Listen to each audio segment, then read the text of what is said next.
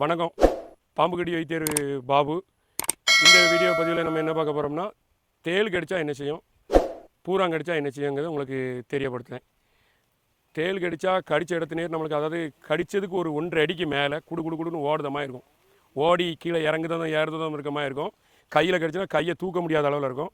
கால் கடிச்சுன்னா காலை தூக்க முடியாத அளவில் பாரமாக இருக்க மாதிரி, எந்திரிச்சு நடக்க முடியாத அளவில் இருக்கும். இதை மீறி நம்ம கை கடித்து மேலே ஏறுற மாதிரி விஷம் தெரிஞ்சிட்டனாலே, தலைக்கு ஏறுது அப்படின்னா தலைவலி ரேஸாக வந்துட்டு கண் அப்படி கெட்டுதமாக இருக்கும்.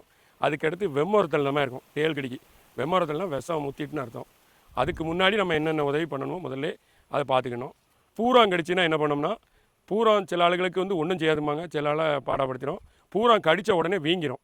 எந்த இடத்துல கடிச்சிக்கோ, அந்த கொட்டெரும்பு கடிச்சா அப்படி வீங்குமோ அதுலேருந்து கொஞ்சம் பெருசாக வீங்கி கடுத்துக்கிட்டு இருக்கும். அந்த கடித்த இடத்துல அப்படியே ஊசியை வச்சு குத்துனா அப்படி இருக்கும். நரிச்சு குத்துன மாதிரி குத்திக்கிட்டே இருந்துட்டு கொடன்னு குடையும். குடஞ்சி நம்மளுக்கு அப்படி வேலை தாங்க முடியாமல் உருண்டுட்டு வர மாதிரி இருக்கும்.